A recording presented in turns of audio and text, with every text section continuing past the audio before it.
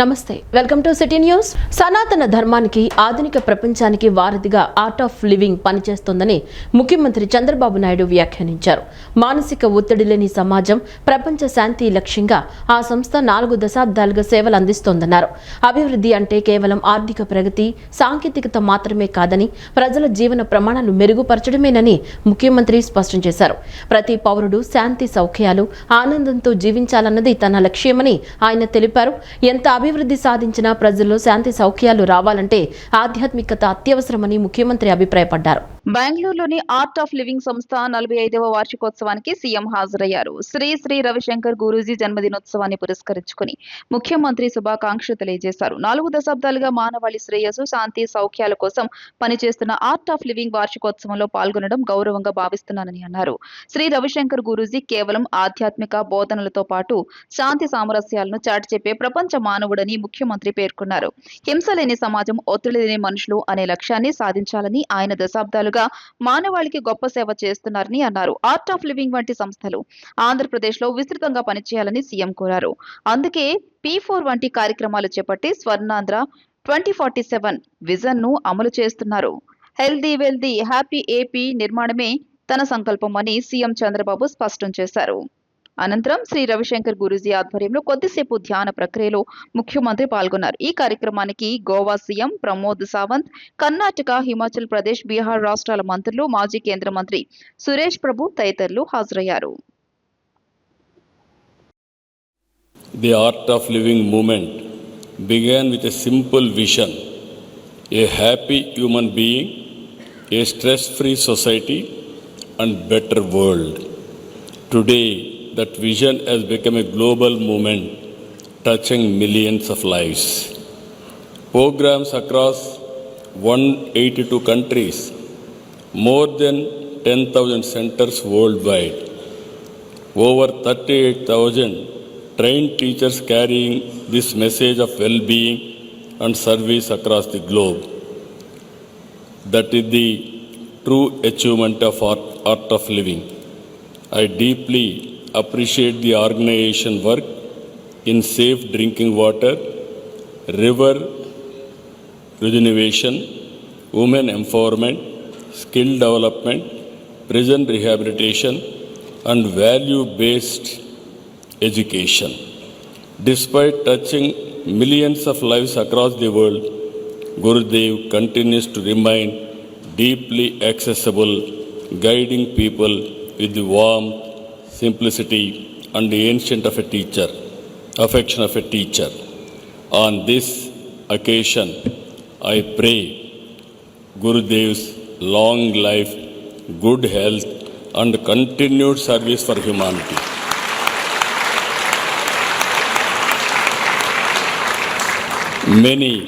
May he continue to inspire generations with wisdom, compassion, and positivity. Today, the world is advancing rapidly. Artificial intelligence is transforming industries. Technology is order of the day, and also global competition is becoming more intense. At the same time, the world is also witnessing growing geopolitical uncertainty, conflicts, wars across regions. These developments are affecting గ్రామీణ ప్రాంతాల్లో త్రాగునీటి నాణ్యతను పెంచడానికి, ప్రజల ఆరోగ్య రక్షణకు ప్రతి పంచాయతీలో ఉన్న ఫిల్టర్ బెడ్లను 4 రోజులు శుభ్రం చేయాలని ఉప ముఖ్యమంత్రి, పంచాయతీరాజ్, గ్రామీణాభివృద్ధి, గ్రామీణ నీటి సరఫరాల శాఖ మంత్రి పవన్ కళ్యాణ్ అధికారులను ఆదేశించారు. ఈ ప్రక్రియ విజయవంతం అయ్యేలా జిల్లా కలెక్టర్లు పర్యవేక్షించాలని స్పష్టం చేశారు. ఆర్సెనిక్, ఫ్లోరైడ్ లాంటి ఖనిజాలు, లవణీయత తదితరాలు ప్రమాదకర స్థాయిలో ఉన్న ప్రాంతాల్లో త్రాగునీటిని మాత్రమే కాకుండా గృహ అవసరాలకు సరఫరా చేసే నీటిని కూడా పూర్తిగా శుద్ధి చేసి సరఫరా చేయాలని స్పష్టమైన మార్గదర్శకాలు ఇచ్చారు. విద్యార్థుల వసతి గృహాలు, అంగన్వాడీ కేంద్రాల్లో త్రాగునీటి నాణ్యత పరిశీలనకు FTK కిట్లు అందుబాటులో ఉంచాలని ఆదేశించారు. మంగళగిరి క్యాంపు కార్యాలయంలో గ్రామీణ నీటి సరఫరా శాఖ అధికారులతో ఉప ముఖ్యమంత్రి పంచాయతీరాజ్ గ్రామీణాభివృద్ధి గ్రామీణ నీటి సరఫరా శాఖల మంత్రి పవన్ కళ్యాణ్ సమావేశమయ్యారు. జల్ జీవన్ మిషన్ పనుల పురోగతిపై సమీక్షించారు. ఈ సందర్భంగా పవన్ కళ్యాణ్ మాట్లాడుతూ గ్రామాల్లో నివసించే ప్రతి ఒక్కరికి స్వచ్ఛమైన, సురక్షితమైన తాగునీరు అందించడం గ్రామీణ ఆరోగ్యానికి, అభివృద్ధికి అత్యంత కీలకమన్నారు. భూగర్భ జలాల్లో ఆర్సెనిక్, ఫ్లోరైడ్, లవణీయత ఎక్కువగా ఉన్న గ్రామాలను శాస్త్ర సాంకేతిక పద్ధతుల్లో గుర్తించాలన్నారు. ఈ ప్రాంతాల్లో వాటిని తొలగించే అధునాతన వాటర్ ప్యూరిఫికేషన్ ప్లాంట్లు ఏర్పాటు చేసి శుద్ధ జలాలను ప్రజలకు అందించాలన్నారు. కేవలం తాగడానికే కాకుండా వంట, స్నానం, దుస్తులు ఉతకడం వంటి ఇంట్లో వాడే అన్ని అవసరాలకు కూడా శుద్ధి చేసిన నీటినే సరఫరా చేయాలని సూచించారు. నీటి వల్ల చర్మ వ్యాధులు రాకుండా చూడాలన్నారు. ఇలాంటి ప్రాంతాల్లో ప్రజల అనారోగ్య సమస్యలు గుర్తించడానికి వైద్య శిబిరాలు నిర్వహించాలని కోరారు.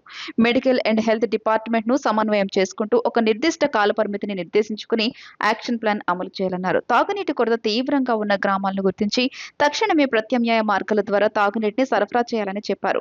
రాష్ట్ర వ్యాప్తంగా పెండింగ్ లో ఉన్న జల్ జీవన్ మిషన్ పనులను వేగవంతం చేసి సకాలంలో పూర్తి చేయాలన్నారు.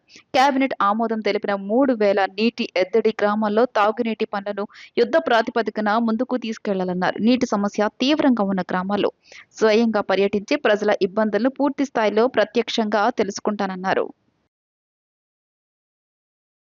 హిందూ ధర్మానికి, ఆచార వ్యవహారాలకు కూటమి ప్రభుత్వం పెద్దపీట వేసిందని దేవాదాయ శాఖ మంత్రి ఆనం రామనారాయణ రెడ్డి తెలిపారు.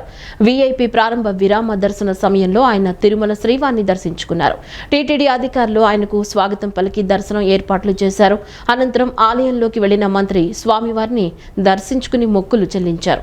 దర్శనానంతరం రంగనాయకుల మండపంలో పండితులు ఆశీర్వచనం చేసి స్వామివారి తీర్థ ప్రసాదాలను అందజేశారు. అన్ని వర్గాలకు సంక్షేమం, అభివృద్ధి కార్యక్రమాలు అందిస్తున్న సీఎం చంద్రబాబుకు, రాష్ట్ర ప్రభుత్వానికి శ్రీవారి ఆశీస్సులు నిండుగా ఉండాలని ప్రార్థించినట్లు మంత్రి ఆనం చెప్పారు. ఈరోజు ఆంధ్రప్రదేశ్ రాష్ట్రంలో హిందూ ధర్మానికి, సనాతన ఆచార వ్యవహారాలకి పెద్దపీట వేసినటువంటి నేటి కూటమి ప్రభుత్వం నాయకత్వం శ్రీ నారా చంద్రబాబు నాయుడు గారు అనేక అభివృద్ధి సంక్షేమ కార్యక్రమాలు తన ప్రభుత్వం గుండా ప్రతి వర్గానికి అందించే క్రమంలో ఆ దేవదేవుని యొక్క ఆశీస్సులు కూడా మా ప్రభుత్వానికి, మా ముఖ్యమంత్రి గారికి ఉండాలని చెప్పి కోరుకోవడానికి కుటుంబ సమేతంగా స్నేహితులు అందరం కలిసి ఇక్కడికి రావడం జరిగింది. కూటమి ప్రభుత్వాన్ని అస్థిరపరిచేందుకు గాను రాష్ట్రంలో అలజడులు సృష్టించారని వైకాపా అధినేత జగన్ కుట్ర పన్నారని ఎక్సైజ్ శాఖ మంత్రి కొల్లు రవీంద్ర ధ్వజమెత్తారు. కల్తీ మద్యంపై విచారిస్తున్న సిట్ ఈ విషయాన్ని బట్టబయలు చేసిందన్నారు. గతంలో సొంత బాబాయ్ వైఎస్ వివేకాను అత్యంత దారుణంగా హత్య చేయించి ఆ నిందను సీఎం చంద్రబాబుపై వేసేందుకు ప్రయత్నించిన తరహాలోనే రాష్ట్రంలో శాంతి భద్రతల సమస్య సృష్టించేందుకు కల్తీ మద్యం కుట్రను నడిపించారని దుయ్యబట్టారు. మంగళగిరిలోని టీడీపీ కేంద్ర కార్యాలయంలో మంత్రి కొల్లు రవీంద్ర నిన్న విలేకరులతో మాట్లాడారు. కల్తీ మద్యం కేసులో మాజీ మంత్రి జోగి రమేష్ ప్రధాన నిందితుడిగా తేలినట్లు సిట్ నిర్ధారించిందన్నారు. ఈ కుట్రలో అద్దెపల్లి జనార్దన్, వాళ్ల సొంత తమ్ముడు జగన్మోహన్లతో పాటు పలువురు వైకాపా నాయకులు పాత్ర ఉన్నట్లు విచారణలో స్పష్టమైందన్నారు. ఇటీవల పాస్టర్పై దాడి జరిగిందంటూ చేసిన అసత్య ప్రచారం వెనుక కులాలు, మతాల మధ్య చిచ్చుపెట్టి రాజకీయంగా లబ్ధి పొందాలనే వైకాపా కుతంత్రం దాగుందని విమర్శించారు. గొడ్డల పార్టీ భాగవతం మరొకసారి బట్టబయలైంది. ముఖ్యంగా కల్తీ మద్యం కేసులో ఏదైతే సిట్ ఏర్పాటు చేశామో ఆ సిట్ విచారణలో మరి ఈరోజు చేసినటువంటి ఛార్జ్ షీట్లో మొత్తం ఆ కల్తీ మద్యం ఏ రకంగా ఎవరెవరు ఇన్వాల్వ్ అయి ఉన్నారో స్పష్టంగా ఇవాళ బట్టబయలైన విషయాన్ని ఈ సందర్భంగా తెలియజేస్తా ఉన్నా. ఆ రోజు ఈ రాష్ట్రంలో అంటే ప్రభుత్వంలో అస్థిరపరచాలని, ప్రభుత్వంలో అలజడులు, రాష్ట్రంలో అలజడులు సృష్టించాలని, అంటే మనుషులు ప్రాణాలతో విలువ లేదు వాళ్ళకి అంతిమంగా కావాల్సింది రాజకీయం, ఒక దుర్మార్గమైనటువంటి రాజకీయం. ఆ రాజకీయం చేయటానికి ఎంత నీచానికైనా దిగే పరిస్థితి ఇవాళ జగన్మోహన్ రెడ్డి చేశారు. మరొకసారి జోగి రమేష్ ప్రధాన నిందితుడిగా ఉండి మరి ఆ రోజున మొలకల చెరువులో, ఇబ్రహీంపట్నంలో కల్తీ మద్యం చేసి వాటిని షాపులకు తరలించి దాని ద్వారా ప్రజల ప్రాణాలతో చెలగాటమాడాలని ప్రయత్నం చేసినటువంటి విషయాన్ని అద్దేపల్లి జనార్దన్, అలాగే వాళ్ళ సొంత తమ్ముడు జగన్మోహన్, వీళ్ళందరూ కూడా దీంట్లో పాత్రలు ఉన్నాయని చెప్పి, దీనికి ప్రధాన కారకుడు జోగి రమేష్ అని చెప్పి ఇవాళ క్లియర్గా కనబడతా ఉంది. ప్రభుత్వం ఇవాళ, ఎందుకంటే జగన్మోహన్ రెడ్డి యొక్క నైజం ఆ రోజున చూసాం. సొంత బాబాయిని హత్య చేసి ఆ సొంత బాబాయ్ హత్యని ప్రభుత్వం మీద వేయాలని, అలాగే నెక్స్ట్ డే చంద్రబాబు నాయుడు గారు ఫోటోని పేపర్లో నిలువెత్తు ఫోటో వేసి చేతిలో గొడ్డలు పెట్టి నారాసుర రక్త చరిత్ర. అంటే ఎంత దుర్మార్గమైనటువంటి ఆలోచన ఉన్నటువంటి వ్యక్తో ప్రజలు కూడా గమనించాలి. ఇవాళ ప్రభుత్వం మీదే కుట్ర చేయాలని చెప్పి, ప్రభుత్వంలో అలజడి సృష్టించాలి ప్రజల మధ్యనని చెప్పి అతను చేసినటువంటి విధానం, ఈ మద్యం స్కామ్ మొత్తం కూడా, ఎందుకంటే గతంలో కూడా 2019కి ముందు తిరుపతి జిల్లా చంద్రగిరి మండలం తొండవాడ గ్రామానికి చెందిన భాగ్యవతి కువైట్లో ఇబ్బందులు ఎదుర్కొంటున్నారనే మీడియా కథనాలపై ముఖ్యమంత్రి కార్యాలయం తక్షణం స్పందించింది. బాధిత మహిళను సురక్షితంగా భారత్కు తీసుకురావడానికి అత్యవసర చర్యలు చేపట్టాలని సంబంధిత అధికారులను ముఖ్యమంత్రి చంద్రబాబు ఆదేశించారు. తిరుపతి జిల్లా చంద్రగిరి మండలం తొండవాడ గ్రామానికి చెందిన భాగ్యవతి కువైట్లో ఇబ్బందులు ఎదుర్కొంటున్నారనే మీడియా కథనాలపై ముఖ్యమంత్రి కార్యాలయం తక్షణం స్పందించింది. బాధిత మహిళను సురక్షితంగా భారత్కు తీసుకురావడానికి అత్యవసర చర్యలు చేపట్టాలని సంబంధిత అధికారులను ముఖ్యమంత్రి చంద్రబాబు ఆదేశించారు. ఉపాధి కోసం ఈ ఏడాది ఫిబ్రవరిలో కువైట్కు వెళ్లిన భాగ్యవతి అక్కడ గృహ సహాయకురాలుగా పనిచేస్తుండగా ఉద్యోగ వీసా కల్పించకుండా ఏజెంట్లు నిర్లక్ష్యం చేసినట్టు తెలిసింది. అంతేకాకుండా తనను శారీరకంగా మానసికంగా వేధింపులకు గురి చేస్తున్నట్లు కుటుంబ సభ్యులకు సోషల్ మీడియా ద్వారా బాధితురాలు సెల్ఫీ వీడియో ద్వారా తెలియజేశారు. స్వదేశానికి తిరిగి పంపించాలని కోరితే డబ్బులు చెల్లించాలని ఒత్తిడి తెస్తున్నారని ఆమె ఆ వీడియోలో ఆవేదన వ్యక్తం చేశారు. రాష్ట్ర ప్రభుత్వ మార్గదర్శకాలతో ఏపీ ఎన్ఆర్టీ వెంటనే స్పందించి కువైట్లోని భారత రాయబార కార్యాలయంతో సంప్రదింపులు జరిపింది. బాధితురాలి భద్రతకు ప్రాధాన్యమిస్తూ ఆమెను తక్షణం స్వదేశానికి రప్పించే దిశగా ప్రయత్నిస్తోంది. అదేవిధంగా సంబంధిత ఏజెంట్ల పాత్రపై విచారణ చేపట్టాలని, అవసరమైతే న్యాయపరమైన చర్యలు తీసుకోవాలని అధికారులకు సీఎం సూచించారు. తిరుపతి జిల్లా యంత్రాంగం, చంద్రగిరి పోలీస్ స్టేషన్ అధికారులు కూడా భాగ్యవతి కుటుంబ సభ్యులతో నిరంతరం సంప్రదింపులు జరుపుతూ భరోసా ఇచ్చారు. ఈ విషయంలో రాష్ట్ర ప్రభుత్వం పూర్తిగా అండగా ఉంటుందని, భాగ్యవతి సురక్షితంగా స్వదేశానికి తిరిగి వచ్చే వరకు అన్ని విధాలా సహకారం అందిస్తామని ఆమె కుటుంబ సభ్యులకు అధికారులు తెలియజేశారు. డ్రగ్స్ వంటి మత్తు పదార్థాలకు అలవాటు పడి జీవితాలను నాశనం చేసుకోవద్దని నగర పోలీస్ కమిషనర్ రాజశేఖర బాబు యువతకు సూచించారు. తప్పుడు మార్గాలు ఎంచుకోవటం సులభమే కావచ్చునని, కానీ వాటి వలన కలిగే నష్టం ఒక వ్యక్తితో ఆగిపోదని, అది కుటుంబాలను, సమాజాన్ని చిన్నాభిన్నం చేస్తుందన్నారు. విజయవాడ నార్త్ డివిజన్ పరిధిలో డ్రగ్స్ పై దండయాత్ర 2.0 కార్యక్రమంలో భాగంగా నిర్వహించిన తనిఖీలలో పాజిటివ్ వచ్చిన యువకులకు అలవాటు మానుకుని మంచి మార్గంలో నడిచే విధంగా మార్పుకు మరో అవకాశం అనే నినాదంతో కౌన్సిలింగ్ నిర్వహించారు. ఈ సందర్భంగా పోలీస్ కమిషనర్ స్వయంగా కౌన్సిలింగ్ కు వచ్చిన ప్రతి ఒక్కరితో మాట్లాడారు. వారికి ఉన్న సోషల్ మీడియా అకౌంట్ల గురించి, వారి చేతులపై ఉన్న పచ్చబొట్లు, కోతలు, వివిధ అంశాలను గురించి అడిగి తెలుసుకున్నారు. అనంతరం కమిషనర్ మాట్లాడుతూ, నేటి యువత తెలిసి తెలియక తప్పుడు అలవాట్లకు, డ్రగ్స్ వంటి వ్యసనాలకు బానిసలై తమ విలువైన భవిష్యత్తును పాడు చేసుకుంటున్నారన్నారు. నగరంలో శాంతి భద్రతలను కాపాడడమే కాకుండా బాధ్యత గల పౌరులను తయారు చేయాలనే సత్సంకల్పంతో మహోన్నత కార్యక్రమానికి శ్రీకారం చుట్టినట్లు తెలియజేశారు. జీరో టాలరెన్స్ టు డ్రగ్స్ అనే నినాదంతో యువతను, సమాజాన్ని మత్తు పదార్థాల నుంచి పూర్తిగా దూరం చేయడమే లక్ష్యంగా కార్యక్రమాలు నిర్వహిస్తున్నట్లు తెలిపారు. కార్యక్రమంలో DCP కేజీవి Saritha, ADCP G Ramakrishna, ఇతర అధికారులు పాల్గొన్నారు.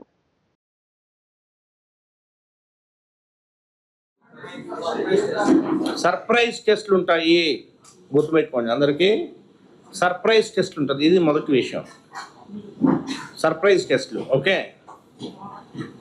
రెండో విషయం చెప్తున్నా, చాలా ఇంపార్టెంట్, మీరందరూ కూడా గుర్తుపెట్టుకోవాలా, చాలా ఇంపార్టెంట్. రెండో విషయం ఏంటంటే, మీతో పాటు గంజాయి తాగిన వాళ్ళ పేర్లన్నీ పోలీసులకు చెప్పాలా.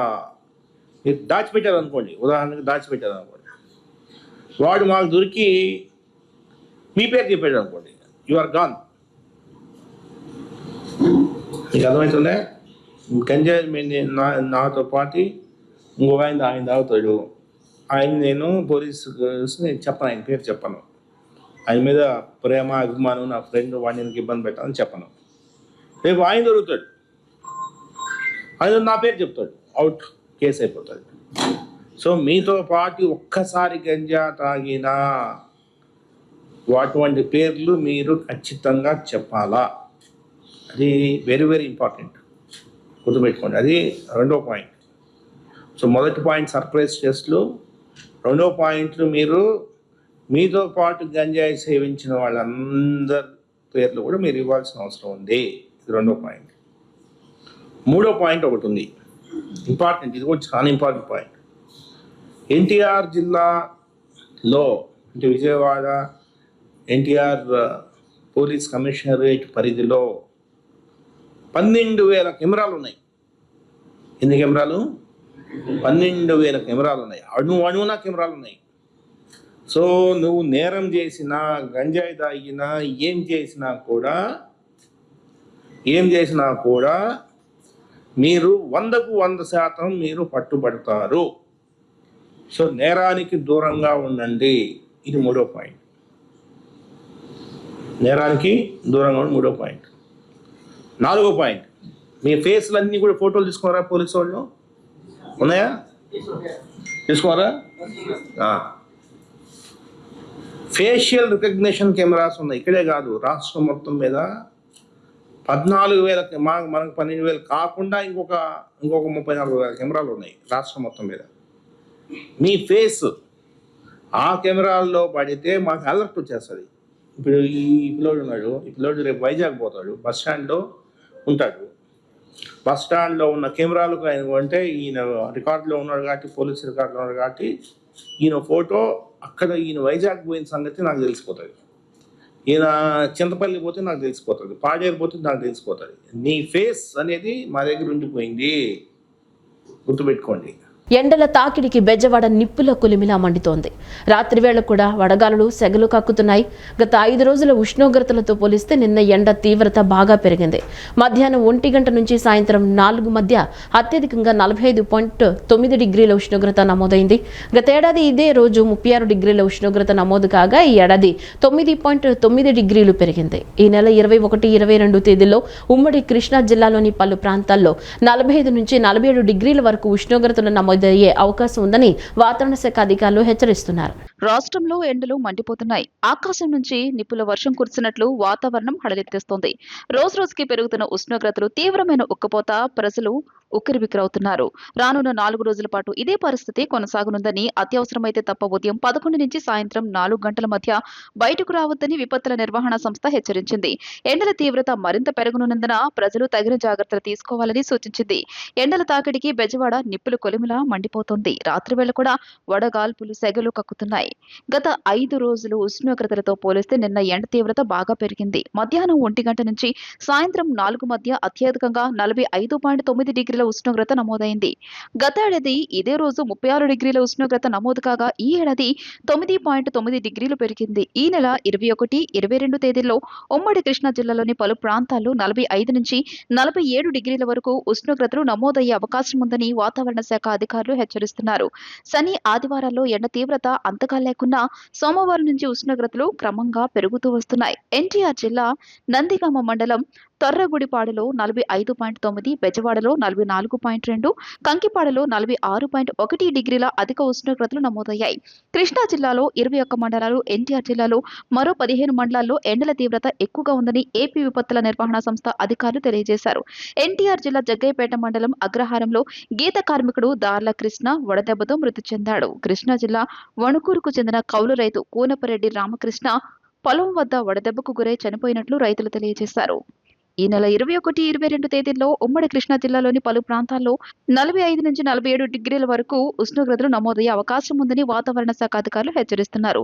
మరో 4 రోజుల్లో రోహిణి కార్తె మొదలు కానుండగా ముందు నుంచి తీవ్ర వడగాలులు, ఎండతో ప్రజలు ఉక్కిరిబిక్కిరవుతున్నారు. వృద్ధులు, చిన్నారులు, గర్భిణుల పరిస్థితి ఇబ్బందికరంగా ఉంది. ఎండ తాకిడికి ఉదయమే పనులన్నీ పూర్తి చేసుకుని మధ్యాహ్నం సమయంలో ఎక్కువ మంది బయటకు రావడం లేదు. దీంతో ఏసీ, కూలర్ల వాడకంతో విద్యుత్ వినియోగం బాగా పెరిగింది. ఎండ తీవ్రతకు బయట తిరిగితే వడదెబ్బ, డీహైడ్రేషన్ వంటి ఇబ్బందులు ఎక్కువగా వచ్చే నేపథ్యంలో జాగ్రత్తలు తీసుకోవాలని నిపుణులు సూచిస్తున్నారు. రాష్ట్రంలోని రైతు ఉత్పత్తిదారుల సంఘాలని సంఘటితం చేసి ఆహార శుద్ధి యూనిట్లు ఏర్పాటు చేయించడంతో పాటు జాతీయ, అంతర్జాతీయ స్థాయిలో మార్కెటింగ్ కల్పిస్తామని పరిశ్రమలు, ఆహార శుద్ధి శాఖ మంత్రి టీజీ భరత్ పేర్కొన్నారు. రైతు ఉత్పత్తిదారుల సంఘాల బలోపేతం, మార్కెటింగ్ నెట్వర్క్ కు సంబంధించి AP food processing society, AS agri business సంస్థల మధ్య బుధవారం మంగళగిరిలో ఒప్పందం కుదిరింది.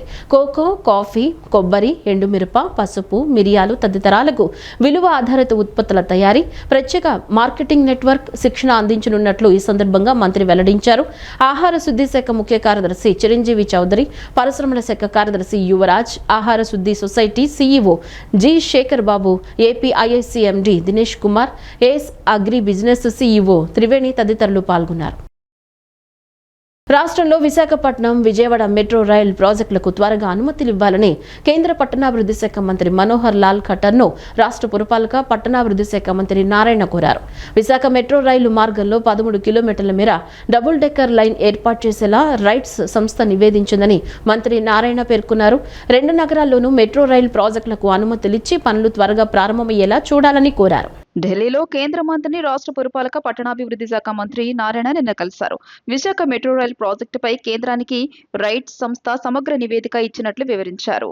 విశాఖ మెట్రో రైల్ మార్గంలో 13 కిలోమీటర్ల మేర డబుల్ డెక్కర్ లైన్ ఏర్పాటు చేసేలా రైట్స్ సంస్థ నివేదించిందని మంత్రి నారాయణ పేర్కొన్నారు. 2 నగరాల్లోనూ మెట్రో రైల్ ప్రాజెక్టులకు అనుమతులిచ్చి పనులు త్వరగా ప్రారంభమయ్యేలా చూడాలని కోరారు. ఘన వ్యర్థాల నిర్వహణపై ఢిల్లీలో నిర్వహించిన జాతీయ సదస్సులో మంత్రి పాల్గొని ప్రసంగించారు. రాష్ట్రాన్ని డంపింగ్ యార్డ్ రహితంగా తీర్చిదిద్దే లక్ష్యంతో ప్రభుత్వం పనిచేస్తుందన్నారు. ప్రతి నెల 3వ శనివారం రాష్ట్ర వ్యాప్తంగా నిర్వహిస్తున్న స్వర్ణాంధ్ర స్వచ్ఛాంధ్ర కార్యక్రమానికి ప్రజల నుంచి విశేష స్పందన వస్తోంది అని మంత్రి నారాయణ పేర్కొన్నారు. కేంద్ర పట్టణాభివృద్ధి శాఖ మంత్రి మనోహర్ లాల్ ఖట్టర్ ఉన్నతాధికారులు పాల్గొన్నారు. రాష్ట్రంలో పీఎం కుసుమ్ కింద 228 ఫీడర్ స్థాయి మినీ సౌర విద్యుత్ ప్రాజెక్టులకు ఈ ఏడాది డిసెంబర్ నాటికి పూర్తి చేయాలని సీఎం ప్రత్యేక ప్రధాన కార్యదర్శి విజయానంద్ అధికారులను ఆదేశించారు. వాటి ద్వారా 1162 మెగావాట్ల విద్యుత్ అందుబాటులోకి వస్తుందని పేర్కొన్నారు. పనుల పురోగతిపై డిస్కంల సీఎండీలు, ఎస్ఈలు, ప్రాజెక్టు డెవలపర్స్ సచివాలయం నుంచి వీడియో కాన్ఫరెన్స్ ద్వారా సమీక్షించారు. ఆయన మాట్లాడుతూ వ్యవసాయానికి పగటి వేళల్లో నాణ్యమైన విద్యుత్ అందించేందుకు పీఎం కుసుమ్ కీలకమన్నారు. దీనివల్ల డిస్కంల ఆర్థిక పరిస్థితి మరింత మెరుగుపడుతుందన్నారు. సిపిడిసిఎల్ పరిధిలో 55 ప్లాంట్లకు గాను 50 ప్లాంట్లకు భూసేకరణ పూర్తయిందని, మిగిలిన వాటికి అవసరమైన భూసేకరణ త్వరితగతిన పూర్తి చేయాలన్నారు. ప్రాజెక్టుల అమలులో ఎలాంటి ఆలస్యం లేకుండా వారానికోసారి సమీక్షను నిర్వహించాలని చెప్పారు. డిస్కంలు, డెవలపర్ల మధ్య సమన్వయాన్ని మరింత బలోపేతం చేయాలని పేర్కొన్నారు. ఈ వార్తలు ఇంతటితో సమాప్తం. నమస్కారం.